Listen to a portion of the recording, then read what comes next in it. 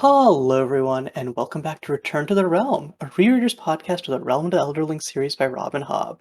I'm Caillou, here with Alex and Leah, and today we're going to be starting Madship. We took a little hiatus in the middle there, do some life stuff, but we're excited to get back on track and continuing with Life Ship Traders. Especially because, like I always say, I think the middle books in these trilogies are always the best ones. So, I'm here for it. Matchup is definitely, I think, my favorite out of this trilogy, for sure. Mhm. I think so too, but sometimes every time I reread something, my favorite changes, so we'll see. Mhm. It's nice that it can do that all of these books are so good that you can have your favorite change, and it's not like some huge controversial thing like, oh my god, that one actually sucks, you know? Right. Yeah, no. So yeah, before we get into it, this is a rereaders podcast for the whole series, and not just this trilogy, but the full Realm of the Elderlings cycle, whatever you want to call it. So, if you haven't read all 16 books in the series and you care about spoilers for them, click off now. Otherwise, let's get into it. So let's start with the prologue, A Recollection of Wings. We're back to these pesky serpents. Uh, we have a little bit more context for what they are now, but still don't quite know what's going on with them. And they're still being mysterious and cryptic as shit. There's one line that I don't remember who says it or if anyone even says it, but it's the earth, the sky, and the sea, the three parts of their, I don't know how to say that word because I've only ever read it. Sovereignty? Sovereignty. I've only ever read it. I've never heard somebody say it, I think. Um, but that's like a big time serpent to dragon clue. Definitely.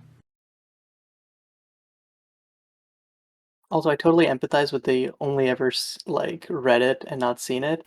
I always used to think like Duchess was pronounced Duckus because Oh, I'd yeah. only. I was like, it just makes sense. Mhm. But yeah, so I think if you watched our not live show for the last book, Jared was heavily picking up on clues that the dragons and serpents are like one and the same.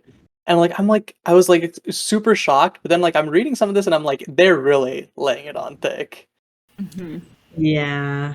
I feel like it's pretty obvious at this point. And if it's not, then I think later on in this section, I think in chapter 3, it becomes a little bit more clear that like there are actual dragons um when like Rain visits Tintaglia for sure.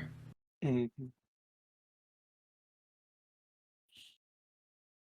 Yeah, for me, like they're talking about how like the archways and whatever are made out of black stone veined with silver. And I'm like, Skillstone? Skillstone?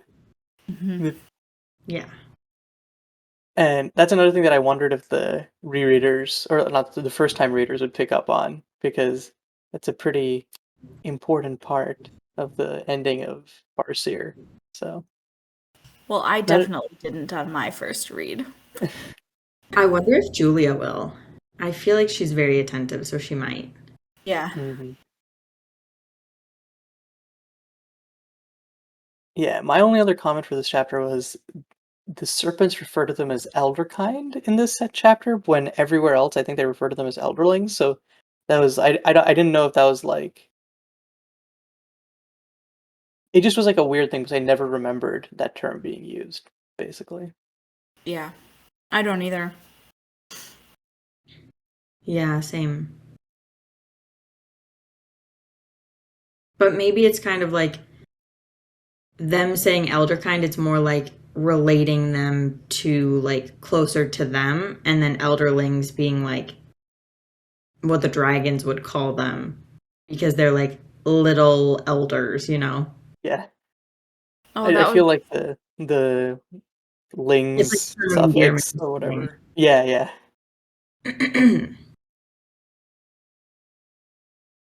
My only note was it like took me this long to realize that if the world had continued on the path that it was on, that like Clarice and everything like that wanted it to be, that all the dragons would be gone for real and like there would be no hope for them. Like it took me this long into reading that I'm like, yeah, okay, wait, it's actually hitting me. Because like even when there weren't any dragons, we were like, oh well, at least there are still the serpents, but all the serpents are now becoming these like mindless animals and really forgetting who they are.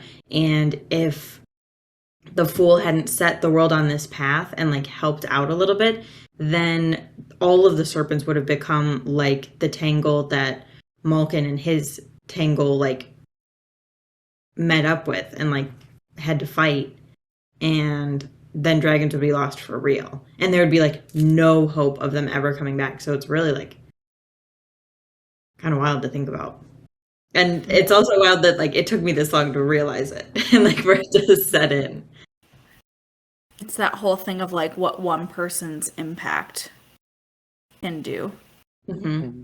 They lay it on thick, I think, later on in this book with like Brashen as well. Brashen being like, "What's the point? We can't really do anything." And then Amber comes in.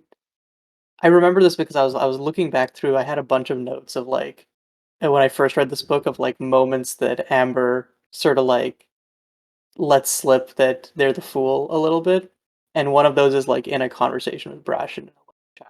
Ooh, I'm excited to get to that. Mm-hmm. I wonder if Brashen reminds Amber of Burrich too. Maybe even a little bit of Fitz. Just like Yeah, stop eating the bad drug. Like come on now. I know. Stop wallowing in self-pity. Mhm. Brashen Like needs to get a stop. We have a world to save. Mm-hmm.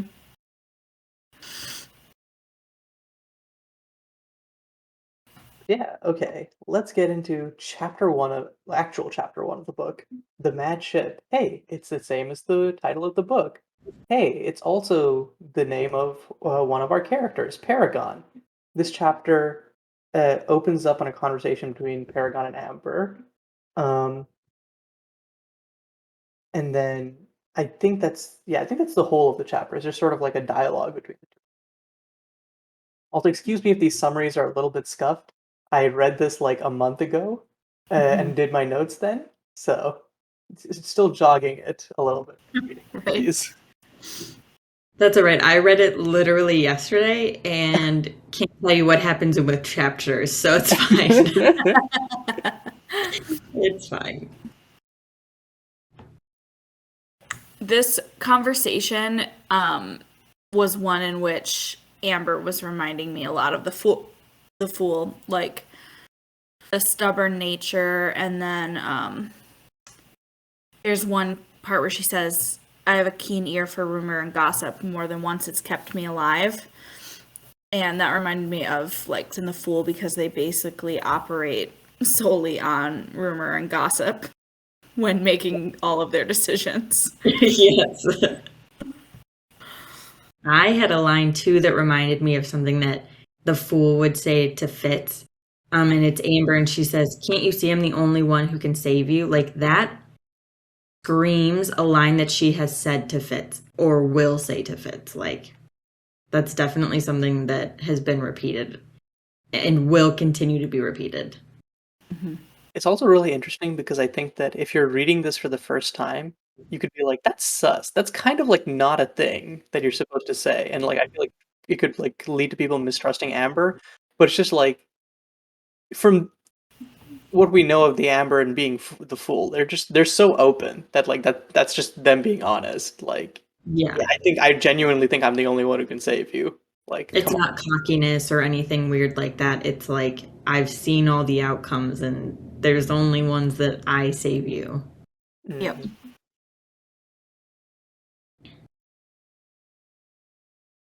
But yeah, this book, I forgot it started off so dark. I kind of just remembered it as like, I just remember the start of this book as like Brashen comes home and is chilling. But no, it's like Paragon's like, "Kill me, let me die," and it's like, God damn, dude, come on now. Yeah, it's definitely rough. But it does remind me kind of like Fitz a little bit. Hmm. Yeah, the beginning of this book is really just like amputation and euthanasia. Yes.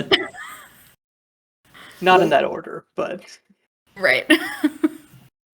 and yeah, it really does feel like the fool spends a lot of their life just being like, no, don't die. I need you alive, both because you're a cool person, but also because the world itself will perish. Yeah. So like, let's. Plans.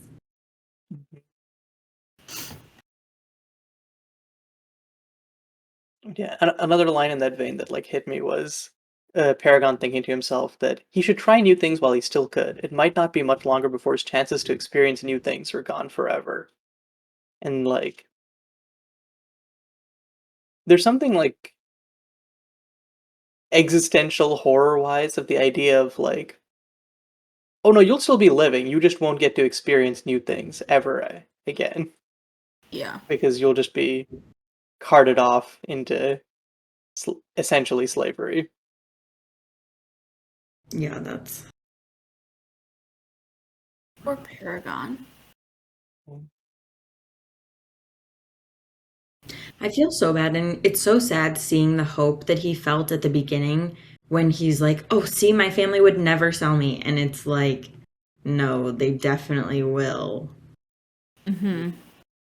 I'm not ready for the scene where uh like whatever her name is, Ludluck, comes and like tries to talk to him. I just remember that. I don't remember if, like when that happens, but I remember that being painful. All I remember about like the names of the Ludlucks is that one of them's name is Amos, but I listened to the audiobooks and when they first said it, I legit thought someone was named Anus. No.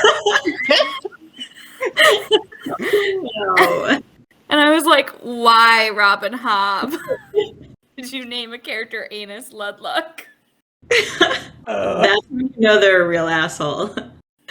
That should have been Kyle. Hey, it's That's foreshadowing definitely that Kyle's name. Yeah. Kenneth is from that family. Yeah. I read it as a miss at first. And I'm like, that's Oh. interesting. Yeah. Oh yeah. I always read it as like pronounced as like you're doing Les Mis, but then you take out like the lay, so it's just Amiz. That's good too. Amos. That's better than anus. Yeah. Yeah. That's very true. Low bar, low bar. That's true. That's true. Okay. Speaking of Kenneth, though, be good to move to the next chapter.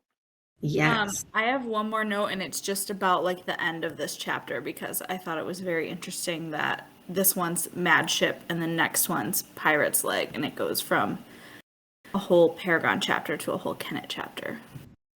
Ooh, I missed that this time. Mhm. Wow. And there's also like, yeah, there is the euthanasia component. You talk about euthanasia and amputation, but there's also sort of like the aspect of like Kenneth wanting to die or being scared. No, maybe not wanting to die, but he's scared of death, but he's also sort of like, I don't like this pain. Okay, get it away from me. But yeah, chapter 2, Pirate's Leg. Um, the pirate in question is Kenneth, and the leg in question is gone. He got chomped off by a serpent last book, and it got infected, and he's a stubborn asshole and won't let anyone actually take care of it. And by take care of it, we mean chop it off so that the infection doesn't spread. Um, and Wintro, who is now with Kenneth because of the whole shenanigans of Kenneth taking over Vivacia at the end of last book, is basically trying to nurse him back to health, understanding that if Kenneth dies, he's going to die too.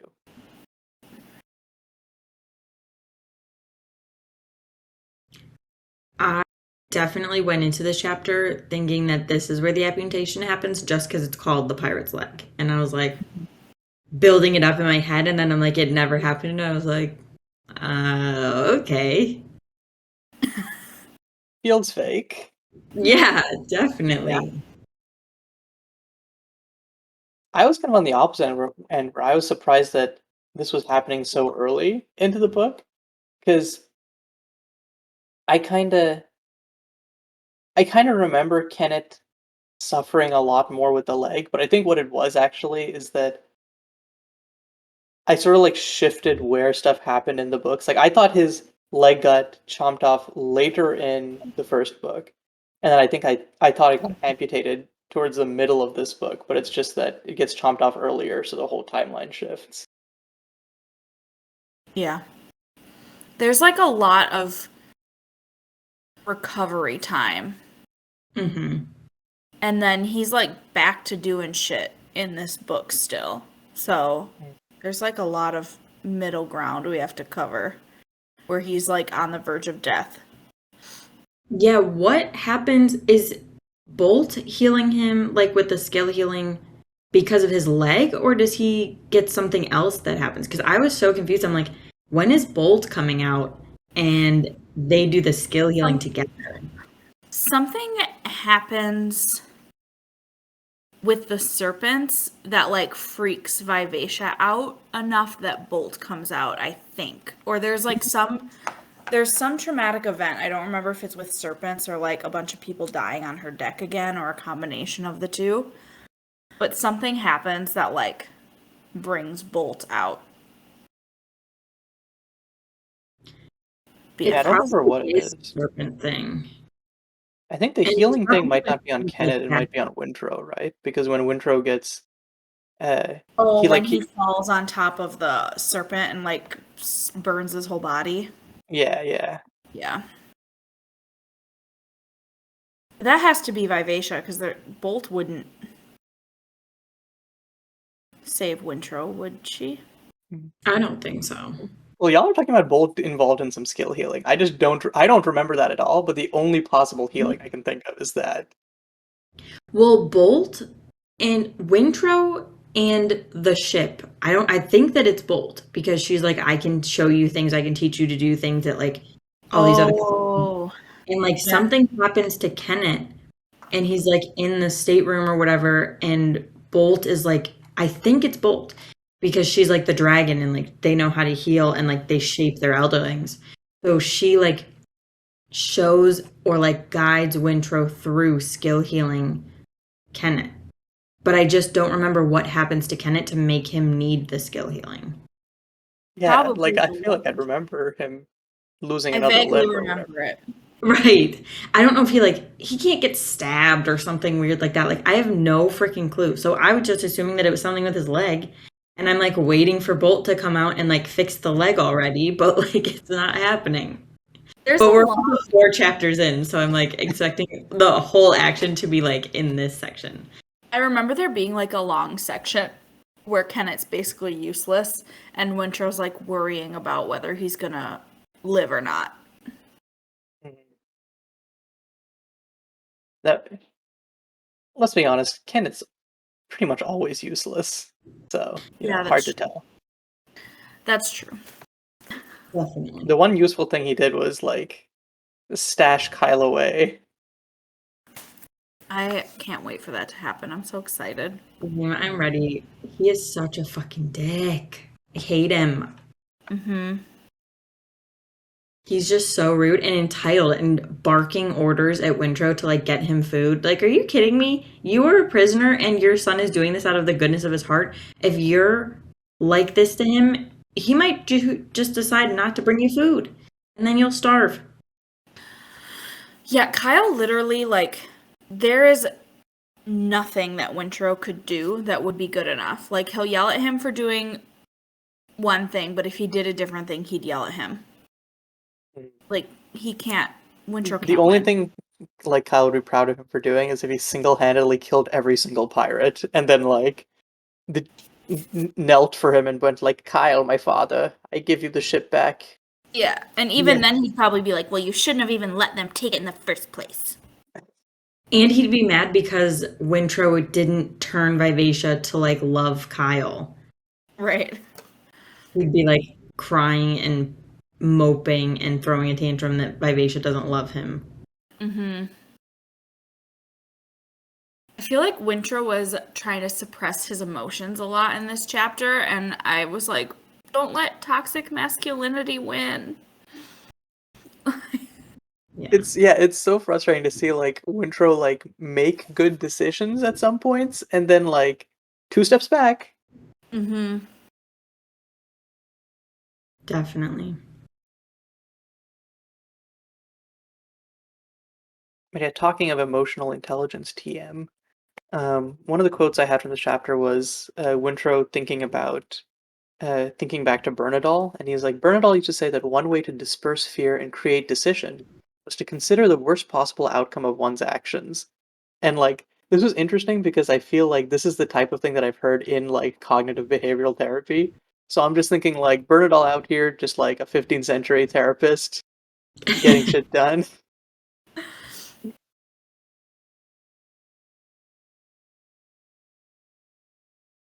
Um, and yeah, also like Wintrow's like, I scarce know who or what I am anymore. You boy is going through an identity crisis. Yeah, truly. Like, I feel like the first book, he's a priest. This book, it's like he's confused about what he is. And then the last book, he really comes into his own as like a sailor and a vestran. And also a pirate. Like, he accepts Yeah. the pirate life pretty easily. And I'm like, Doesn't wow, he end okay. up being king of the Pirate Isles? Yeah, Until I like, did like his him baby and him and ends up- Edda get together, right? No, Edda, he like pines after Edda forever. And like, she's like, Kenneth has my heart forever, so I can never love again. I think Okay. they might end up together at the very end. No, I'm pretty sure they don't. Because I I think know it's because I know that she's the queen of the Pirate Isles. Like, yeah, and he Yeah. ends up he's her advisor. like, I don't know, like they might just be like business partners, but I don't know. I think We'll he's see. just kind of her advisor, and that like Kenneth's baby is the one. He's like the regent or whatever for like until the baby grows up, I think. Have regents? Do pirates do regency? I They think do they in did in this their one. kingdom. Yeah. I guess so.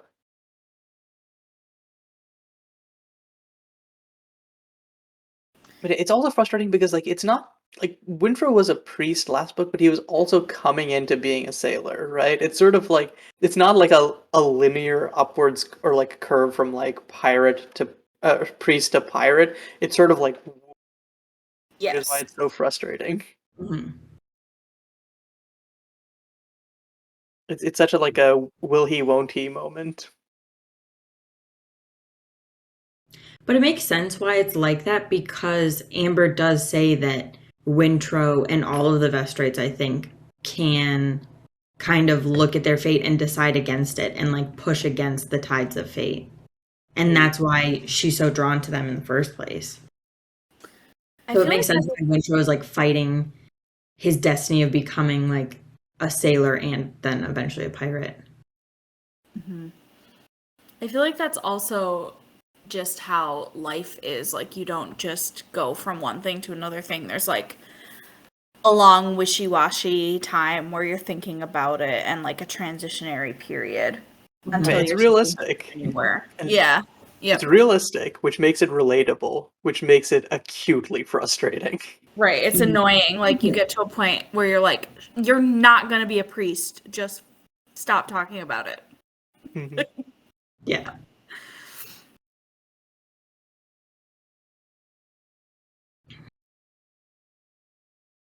I think all of my other notes were about Kenneth's charm for this chapter.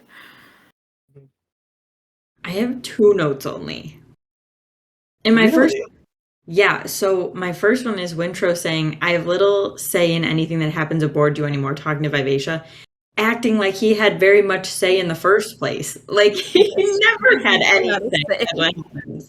Yeah, he's Like, being just a little possessive, just a little, just a lot. he also never had any say. Like, Kyle would never have listened to him. The sailors didn't respect him at the end. So, like, you don't have any say. You never had any say. It's fine. It's gonna end up fine, and you're just gonna go along with it like you always do. Damn. Sorry. No, he deserves it. He also says like right before that, I must watch Kenneth take you away from me, and it's like, no, bro, like just Kenneth's not taking anyone from anyone. You're Well, and just Wintrow was like never nice to her in the first place. It's like that partner that's like never nice to you, and then when you finally break up with them and get with somebody else, they're like, but what about me? It's like you Mhm. never cared. You were Yeah. never nice. you didn't care until I was interested in someone else. Yeah, Yeah. exactly. Yeah, that's exactly how Wintro is right now. And if he's so worried, why doesn't he try and charm Vivacia? Like, why doesn't he fight back with the same way that I think he knows Vivacia knows him too well and is already like yeah. It'd be little fake. whiny dipshit. That Yeah. ship has sailed, pun intended. Mhm. But like Winthrop could be doing something. He doesn't just have, he could just be like he could be like talking and being like, "Hey, Kenneth said so and so thing. I don't trust him." Like he's his thing of like he's always like, "I'm so helpless." Ugh. Mm-hmm. Or just like you don't even have to say anything directly against Kenneth. Just like just step up to be a leader, and like that'll make Vivacia respect you. Yep.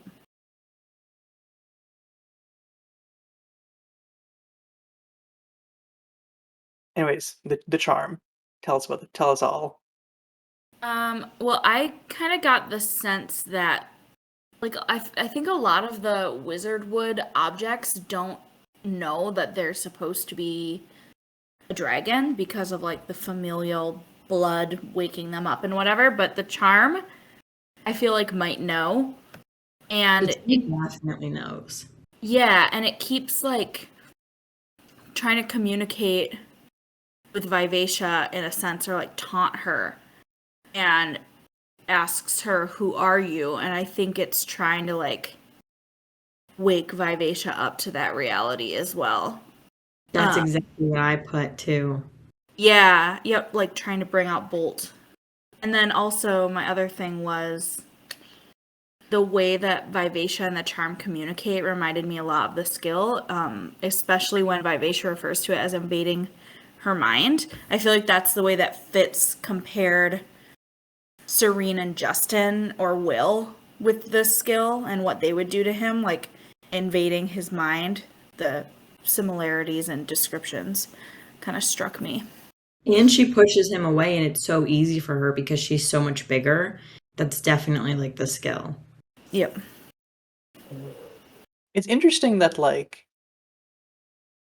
the size of the piece of wizardwood matters. That like because they seem to contain like equal consciousnesses.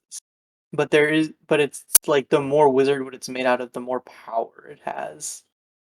I Because wonder if it still seems to have like a coherent piece of the dragon in it.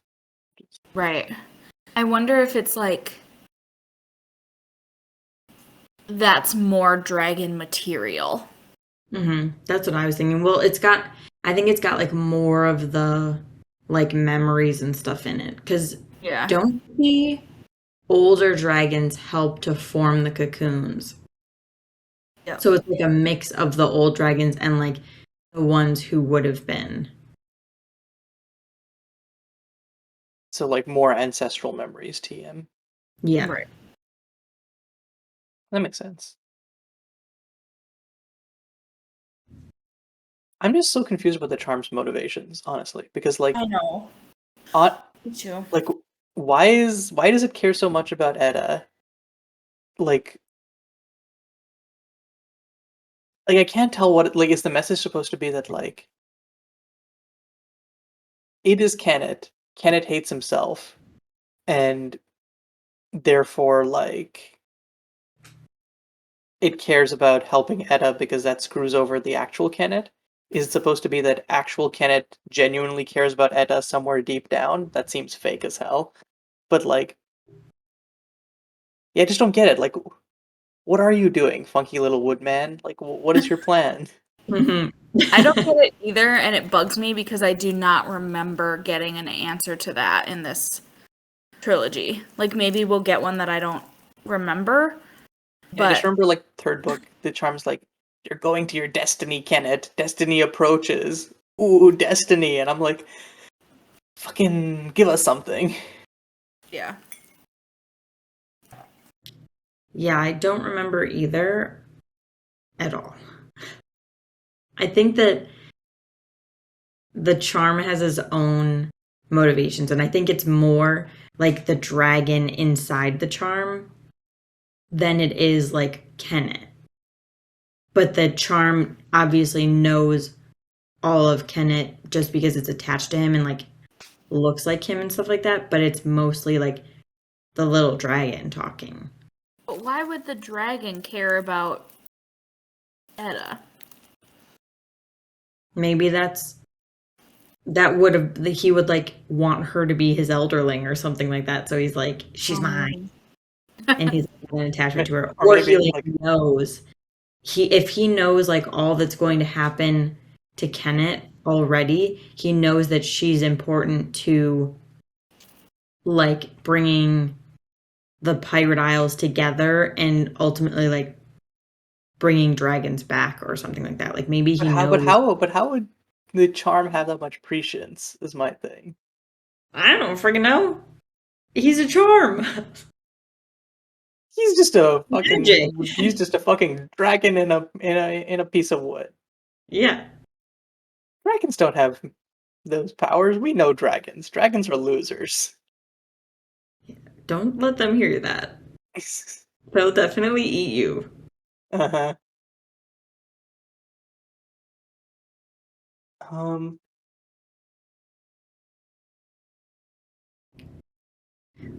oh yeah, I guess my other comments on this chapter are just like we had like what is the opposite of appreciation?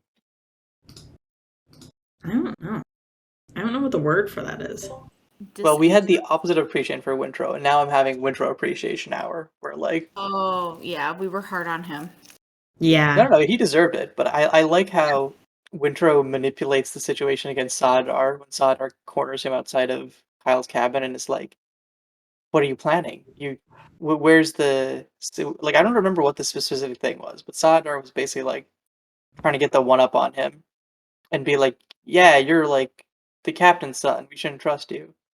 Um, and meanwhile, Wintro just makes Sadar look like a lout, a fool. Like, even if Wintro doesn't feel it, he's definitely grown in being able to, like, handle social situations and people.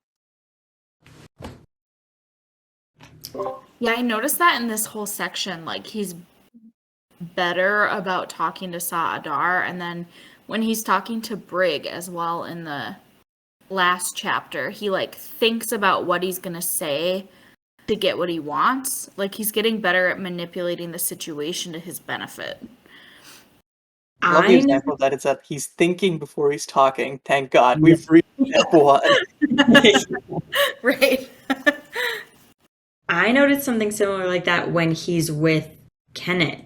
He like assesses the situation and realizes how dangerous it is for him to be around Kenneth when Kenneth's being so vulnerable. And he's like, I need to sneak away or he will have me killed. And like he realizes that so quickly. And it was very refreshing to get that because I feel like our fits would not be like that. Yeah, I guess the way I see it is, like, Wintro always, like, had this type of, like, thought process for, like, macro level stuff, like, what he wants to do with his life, philosophy, and whatever, but he never, like, got, like, micro level interactions, and he's starting to, like, apply the same, like, chain of logic to those. It's like, yes, every situation is important. Hmm.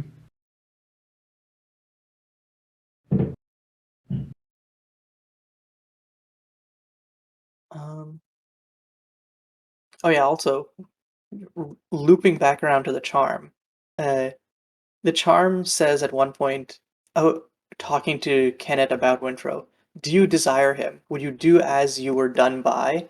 And I'm like, oh, they just say it outright at this point. Oh no.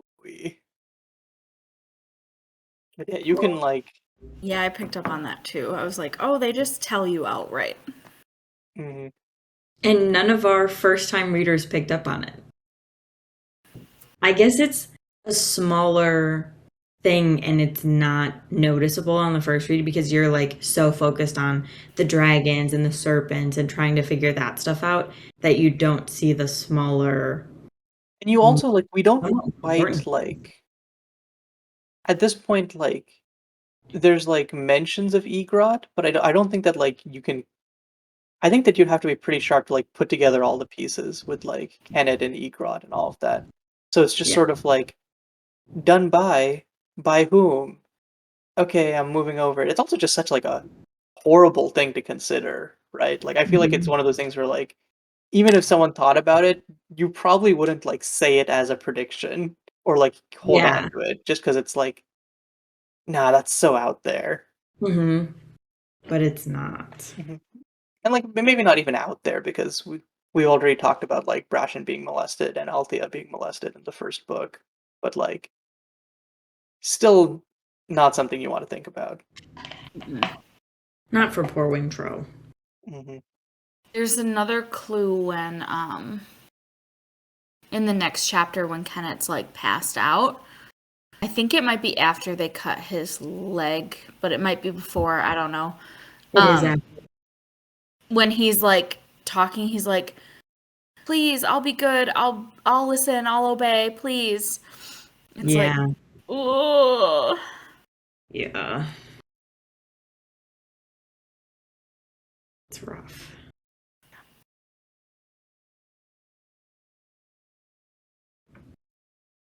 It's also interesting, I'm just drawing now, like how Paragon acts at the beginning of chapter 1 and he's acting like a little kid, and then at the end of chapter 2 Kennet is kind of showing some of those signs of being like a little kid too. They like mirror each other. yeah, I didn't pick up on that. It's But crazy to see like how much like the ordering of chapters matters, like on a reread. On the first Yeah. time, it's like, oh yeah, okay, we're going back to this character, but like everything flows. There's always a purpose to where things are placed. And you cannot just skip ahead to read the next Kennet section when you think he's dead to see if he actually dies, because you miss way too much. Also, I like skipped ahead to see like how long it took until we get a Kennet section again, and it goes from chapter 4 to I think chapter 8. Like the beginning of chapter 8 is when Wintro is back and they are like talking about how he's like dead and like not breathing. They So really it's click. They really forever. clickbait. Yeah, Yes. And it takes forever too. You're like reading boring sections. It's like Malta, and I think like Althea has a long ass chapter, and it's like you're like, where is Kennet? Is he actually dead? the disrespect. I thought we were a Malta liking household here. Look, we do, but Malta's life at the current stage it's in is not very exciting right. She's compared to engaged. the other Vestrites' lives. Mm, yeah, okay, that's Until we fair. get Brandon, then it is exciting. Mm, too exciting. Yeah.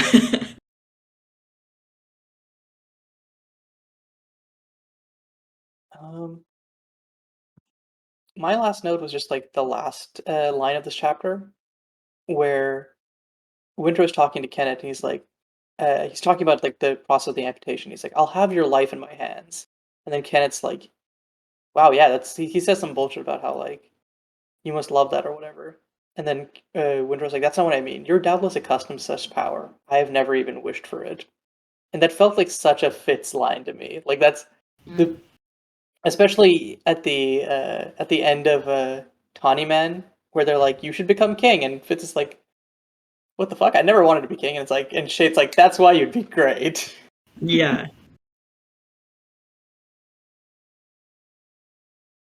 And just like Fitz, even though they don't realize it, they do have that little bit of ambition, both of them. We definitely saw it come out in, I think, Royal Assassin when he's like, is that when? Yeah, that's when he comes back from the Mountain Kingdom and he like orders the guards about. We Yeah. definitely see that he would be good. And Wintrow shows here in this chapter and in the actual amputation, he shows a lot of good authority. And then he ends up actually like gaining some of that power. And it's probably like Fitz that it's good that he has it because he never wanted it in the first place. So he's not going to abuse it. Can you imagine if Wintrow and Fitz like joined powers?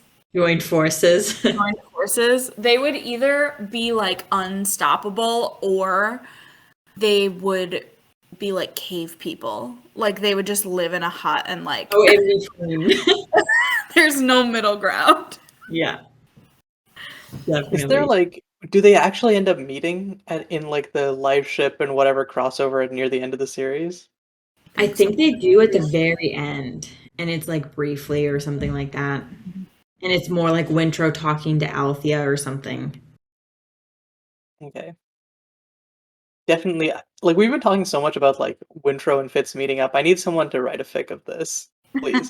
If any of our listeners are like linguistically inclined, I don't know if that's the right word, writingly inclined, you can see why I'm not doing it myself. Writingly.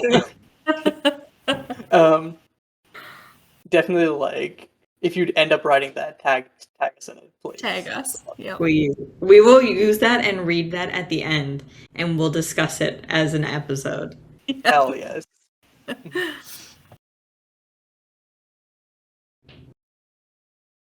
But yeah, that's all I had to say for this chapter. Do we have anything else? Nope, not for me. Okay, next up is chapter 3, The Crowned Rooster. Okay, so this is basically a rain-focused chapter. I think this is the first rain POV chapter. We're in the Rain Wilds, in an Elderling ruin, and it's basically centered around a conversation between Rain and his mother, and we get a lot more insight into the Cooperses and the Rain Wilds than we basically ever have.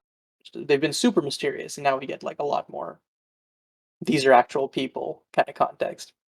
Also, when I first saw this chapter's name and I first read this chapter, I freaked the fuck out because I was like, do we get more context for the Rooster Crown? Because I'm coming from Tawny Man, when like that is the MacGuffin that saves the entire series. So I was like, ooh, do we get to hear a little bit more about his history? And not really. It's just some fucking outgoing bullshit.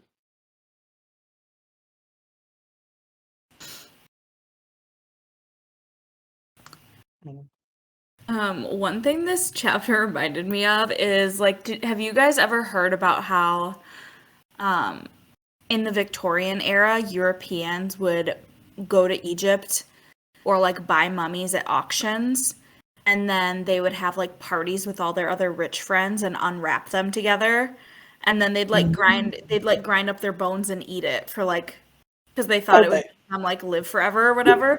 There's no way that's real. Really? That's real. I saw it in a That's so documentary. macabre. Yeah. That is for sure something I could picture Victorian era gods were wild.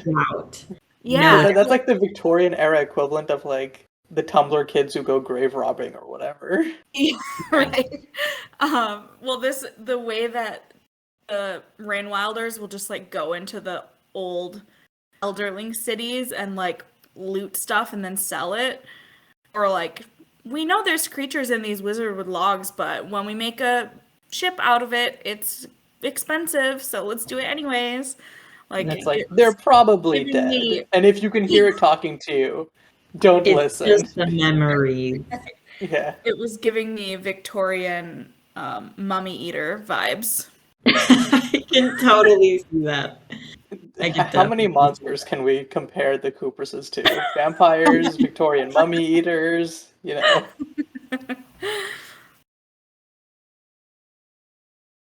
It's definitely rough hearing about like what they did to the like cocoon dragons.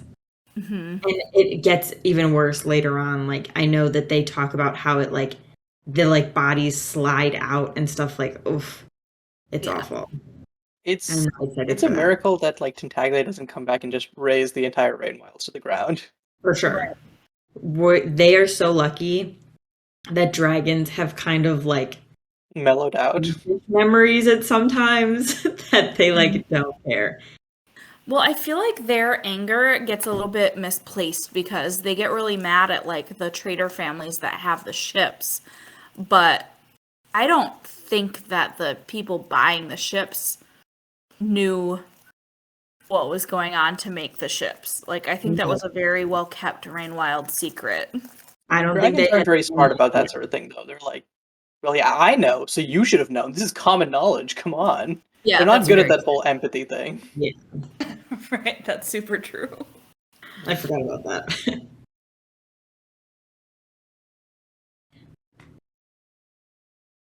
Um, one of the first things that happens in the chapter is like Johnny calling Rain like young, and I think that's probably the first time that we realize that Rain is still like actually a kid and not like a 30-year-old like vampire child. Like it's another one of those fun like Hobbs not telling us their age, so we kind of just have to infer from like what's going on. And all of a sudden they like de-age 20 years from a single line.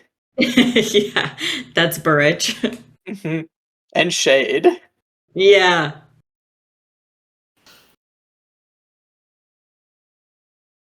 I just thought I drew some ties between Johnny and Ronica and kind of how they like run their family. And it's very much matriarchal for both of them. And it's also like they both kind of desire like control over their family and like I have this plan, so you're going to follow this plan, and this is how we're going to do it. It's just they have two very different ways of going about it.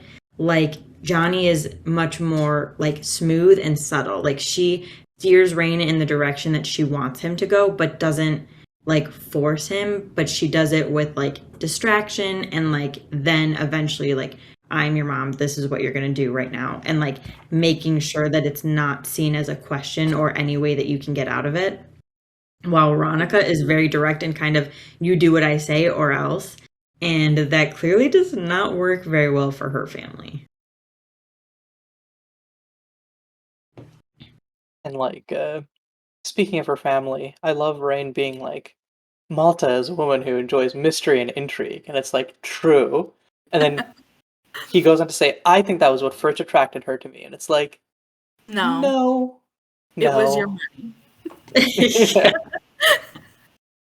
Or It well, was this. not yet. At some point that will be the thing. But no, she doesn't like you, homeboy. I'm sorry to Mm-mm. say. She thinks you're warty underneath your veil. Mhm. Isn't it a good thing that unlike the other people, he's like soft, deformed, and actually kind of hot? Isn't that great? Otherwise, this wouldn't be a good love story. Thank Soft. you, Robin Hobb, for these great messaging. Mhm. Uh, Yeah, fortunately, it fixes that a little bit in Rain Wilds. My God. yeah. There was one line that when I read it, I was just like, this is so painfully obvious that the wizardwood logs are cocoons. Because Rain says he's kind of like challenging his mom about like walking away. He's like, well, why don't you just let me bring it out into the sun? And then if no dragon queen hatches from the log, then I was wrong. It's like, so we know that it's like an egg or a cocoon or something, you know? Yeah. Like, Rain straight up says, it's not a log, and we both know it. Hmm. Did Jared Which, pick like, up? again, I feel I need to go back and read, because I feel like my I was note literally here is this like, Jared is losing his shit somewhere in the distance, because, I like, don't think that he did. I'm I scrolling think back. that whole thing. That's why I'm like, how do you miss this? yeah.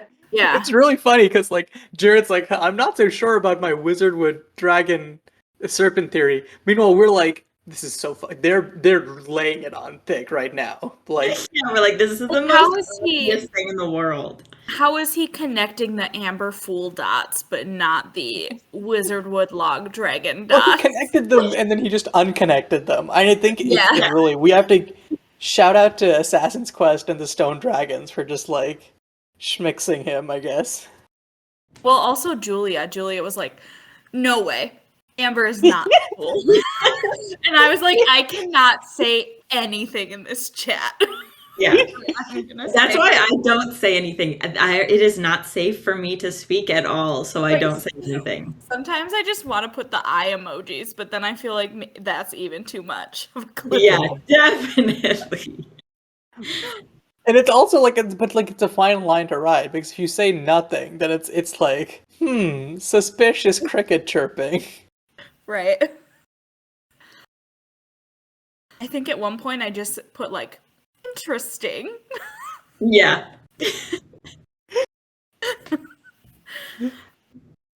Those are certainly thoughts. Right. Thanks for sharing.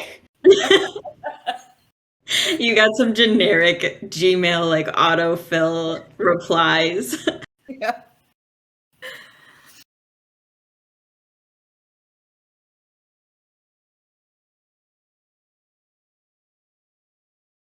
I also think that despite Johnny being like manipulative of Rain for sure, she definitely like I feel like respects Rain more than Ronica respects Malta. And I think an interesting parallel is like the Johnny being like, "You are still young," Rain being like, if you mean stupid, say stupid." No, I meant young. Like she feels like she's mostly honest throughout everything she's saying here. There's definitely some little minor lies or manipulations there which are not great, but for the most part she's just sort of straight up with him. Yeah, I think Ronica is becoming more like Johnny with Rain with Kefria than Malta for sure. Like she definitely has zero respect or anything kind She also toward like doesn't Malta. think of Malta as young. She has like these weird things where like she's like Malta is young, but also Malta is like this cougar An predator adult. or whatever, and it's like, Yeah, huh? very weird. hmm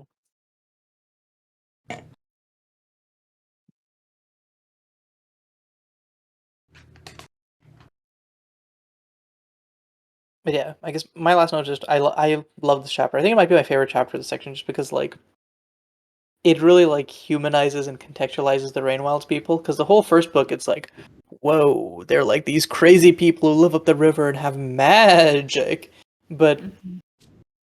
they're just like they're just regular people, and they're just coping with a shitty hand that has been dealt to them in the ways that they know best.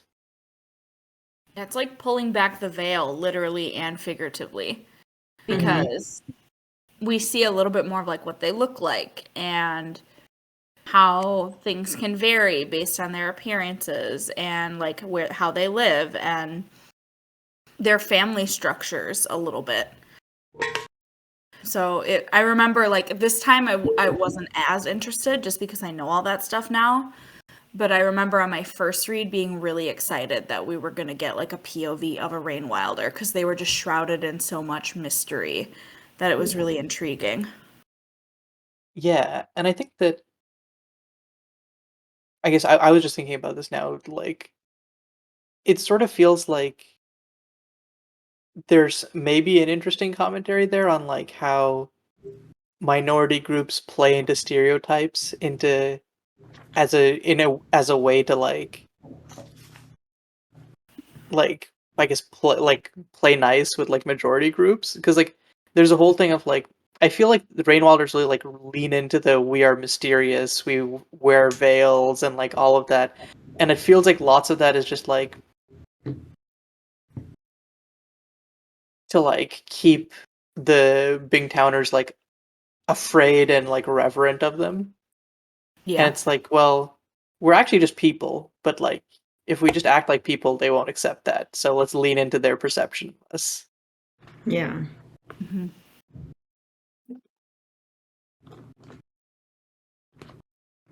Um, okay, so we good to move to the last chapter here? Yep. I think so. Okay, so this is chapter 4, Bonds. Um, we're back to Kyle and Wintro, and oh boy, is it a problem. Basically, they're like, okay, if we don't cut off Kenneth's leg now, we're never gonna get to cut off his leg because it's gonna be dead. So they get Etta procures the medicine box uh, through basically the ways that only she can, which is being menacing as all hell. And Vivacia and Wintro settle down for some tumultuous and uh, super risky skill healing. Mhm.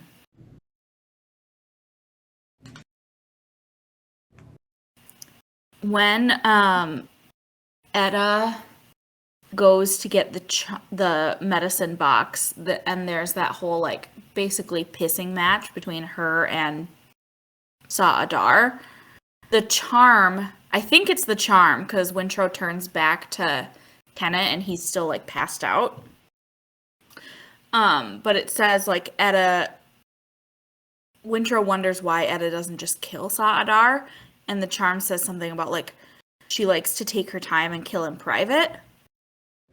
And Which, like, yeah, sadist. But I was wondering, like, how does the charm know what Wintro's thinking? Is the awareness between the charm and Kenneth, and then Kenneth and Vivacia, and then Vivacia and Wintro, like, strong enough that the charm on this side can, like, sense Wintro's thoughts on this side? Well, is Wintro touching Kenneth at that point? Because it could be like straight, like the charm from Kenneth into Wintro. If they're like, if they've got like, we also know the charm is strong enough to like push its way into Vivacia's mind. It gets pushed back out like right afterwards, but I could totally see the charm being like, I'm gonna skill in here. yeah. What are you thinking, priest boy? I think, I think also that the charm is like the reason the charm is so nice to Etta is because it reminds him of like female dragon, like the dragon queens. And Honestly, a really good theory. yeah, Oh, yeah. they are. And so he's like, oh wait, I actually really like her. Like because she is ruthless and stuff. Like she definitely has some big dragon energy.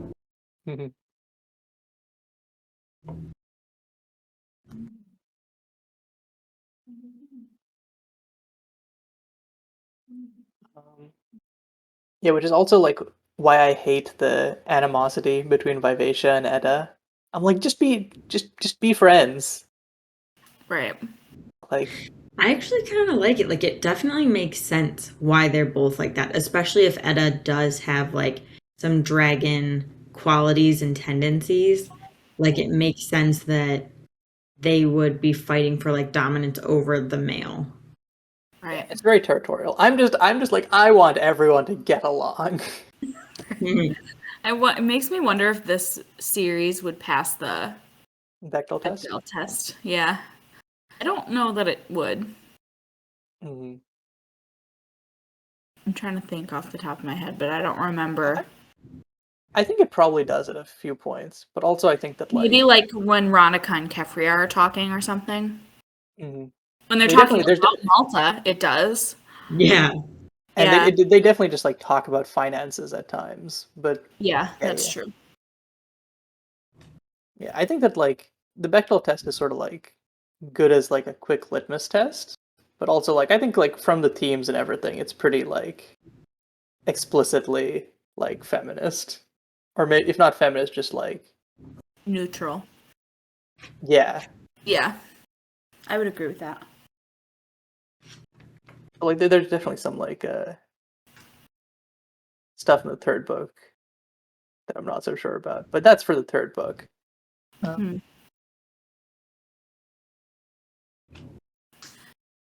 One thing that I really liked in this chapter is when Sa'adar is trying to like sow discord between Etta and Brig, and he's like, "Are you in charge here and not Brig?"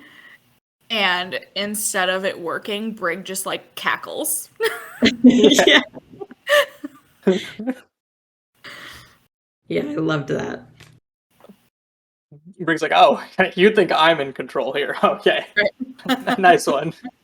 Cool. Also, like, it shows his loyalty to Kenneth too, because there's no way in his mind that he would ever consider himself in charge of like this whole ship. He's just like sailing it.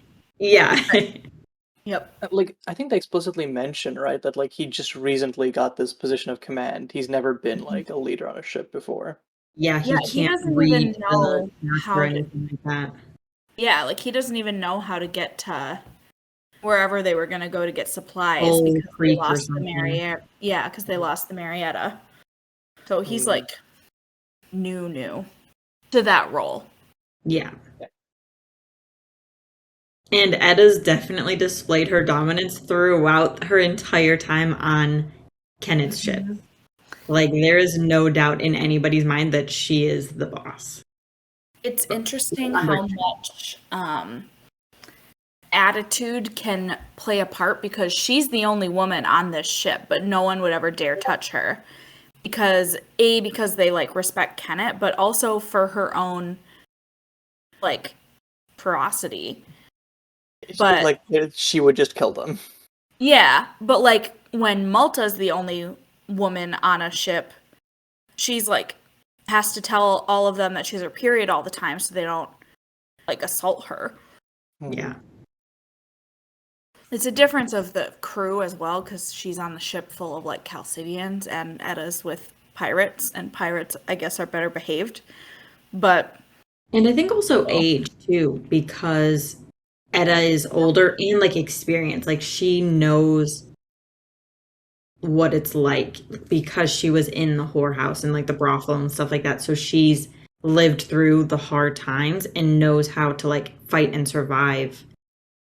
And I think even since the last book, we've seen Edda like really grow into like this very tough, fierce woman. Because when the like two like random pirates or whatever are in the brothel like roughing her up and stuff, like it takes Kenneth beating them up first and then like almost losing a fight for her to like step up and do stuff, and now she's very much like aggressive instead of defensive.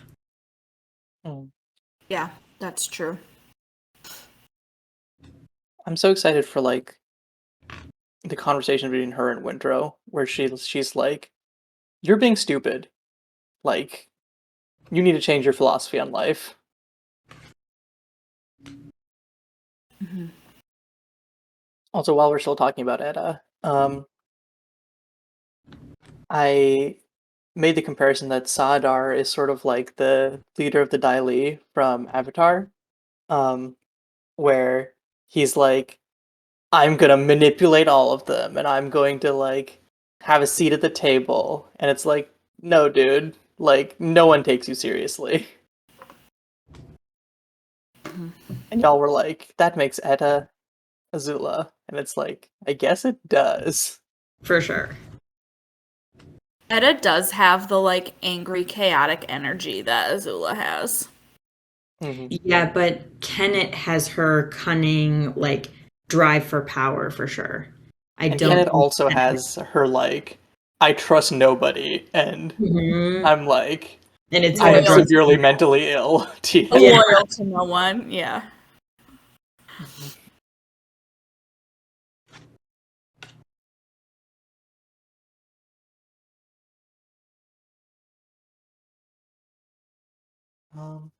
I guess shifting over to like the actual healing scene with Wintro and Kenneth, at the very start of it, when they're talking about how Kyle had a medicine box and had like, what do you call it? Like pain relievers. Yeah. And didn't give it to Wintro when Wintro needed to cut off his finger. I wish we had, like there's so much going on and we don't have time to dwell on that, but like, God, Kyle is such an asshole. Kyle is a monster. So messed up. His baby. Like, I think about if, like, my dog had to go through something like that and I had, like, medicine for him, I would, like, I'd be in danger of giving him too much because I'd be too worried. Yeah. Mhm. And it's like Kyle's a child. And he's like, fuck him. He can cut off his finger without pain meds. It's the manly thing to do. Right. But he won't even be the one to cut the finger off, even when Wintrow like calls him out to do it. Mm-hmm. It's really lucky that Wintrow has Vivacia as like the skill pain relief.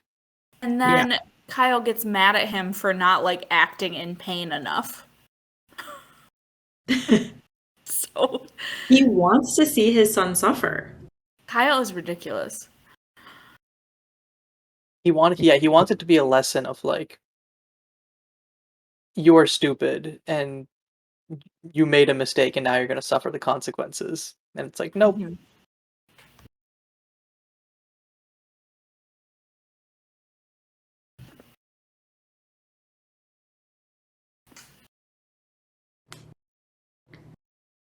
At the beginning of the like amputation, something happens with like Kenneth where he like gets too much in pain, like his leg bursts open or something, like the wounds and all of that stuff. Yeah. And there's a sentence that like Wintrow, it's like from Wintrow's point of view, and it's like he lost his identity in it. He could only stare dumbly at the whore, wondering why she was doing this to him. And like Kenneth's pain is so strong, and already his connection with Vivacia is strong enough that it like overrode Wintrow's thoughts, and he like became Kenneth for a minute. Yep. And I just thought that was so wild, especially because like you know that it's Kenneth's thoughts in Wintrow's body, because Wintrow has never once thought of Etta as a whore, and I don't think he even knew that she was before. So it's like all It feels like they're really making it obvious that it's the skill, because this reminded me so much of when Fitz like skill dreamed into King Shrewd and was Mhm. just like, is this me? Wait, I'm having these thoughts, but they aren't mine. And it's just like, "Whittle." Yeah. Yep.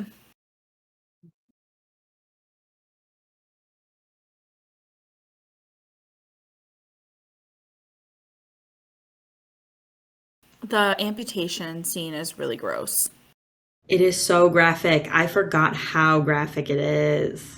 Hobb does like there's another thing that's really gross and graphic in Farseer. Like that, where it's like, how did she know how to describe that so well? I don't remember what it is anymore, but she's really good at being really gross. Yes. The fact that she writes about like the muscles and tendons like moving around still, like, ugh, I could throw up just thinking about it. I hated that. It was so gross. But it was so well done, which is like, I'm very impressed with her, but also I don't ever want to read that section again. Thank you. The part that really gave me the ick was when like he cuts with the knife and then when he gets to the bone he has to saw through the bone and then he like finishes sawing through the bone and then realizes he's like sawing into the leg and then he's Ew. like, oh no, that's not a clean cut, and then he like has to yank the saw out of like the mush. I know. And I thought Ugh. it was so gross that when he like put his hand on Kenneth's leg, his like fingers and stuff squished Oh in yeah. the skin, and like because it's all dead and decaying, like oh my god, it's all Ugh. so gross. It's Y'all so remember this stuff? I be reading it, and then I just one word goes through my eyes, and then out the brain. Like, oh, I wish it's I just read it embedded in last my brain. that part I just read last night, so it's fresh for me.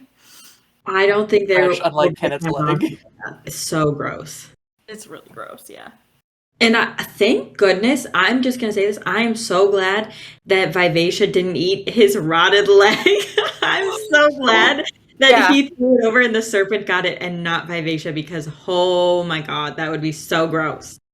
It might be the thing I'm thinking of might not be in Farseer. It might be when Wintrow cuts his own finger off. Because that part's really detailed and like long and gross too. Yeah, it definitely is gross. And why does she eat it? Like she, I'm she glad grew up in that like a rural, like she had like a rural upbringing. And I kind of feel like maybe there's like an accident or something where Oh. she could yeah, I have like remember. like, I don't know. I think I talked about this. There was something in Farseer where this came up. I'm pretty sure, but I'm sure that something gross happened then too. it's like it feels like a little too detailed to just be like research. Well, and so many horrible things happen to Fitz, like the arrow wound and stuff is what I'm thinking about, and like how it like tugs and pulls at him, and like how he's always aware of it. Like that's not something I would remember or like know to write about and like keep going with. And I feel like there are other types of serious injuries where she sort of like glosses over them, like the stuff that happens to the fool in Tawny Man. Like we just we know like we sort of get like the outline where it's like back's been cut off, tongue is gone, but like there's not that like visceral level of detail. Mm-hmm. You can like look up stuff on YouTube. Like I know before I had my shoulder surgery, my mom and I made the mistake of looking that surgery up on YouTube, which like never do that. If you're going to have surgery, never look it up on YouTube before you go in for surgery. But I wonder if she like watched videos of like an amputation or something, because it's detailed enough that it's like, yeah, you could read about what happens, but like it feels You like have to see it to describe it. Right. Yeah. Right. I can't even imagine. I got queasy during the like when I first watched I'm bringing it back to Twilight. When I first watched Breaking Dawn and like Bella The is baby burst out of the her. baby. Yes, I got queasy just watching that. I cannot even imagine watching like a real life amputation. I would throw up all over. It would I just can't handle that stuff. We turned the video of the surgery off very quickly. And it wasn't even like a cut open. It was like there's like four Microscopic poles thing. and they go in with like these poles and they're like moving them around and we were like, turn it off. Yeah. Yeah. For about 30 Yeah. seconds. I could not do that. Anyways, all of you are welcome for all of this graphic medical description we're doing right now. Yuck. Yeah, I think fortunately this is like the last like really disgusting thing until like Wintrow gets messed up. And even that is like Oh, yeah. more like, oh no, he's bubbled up.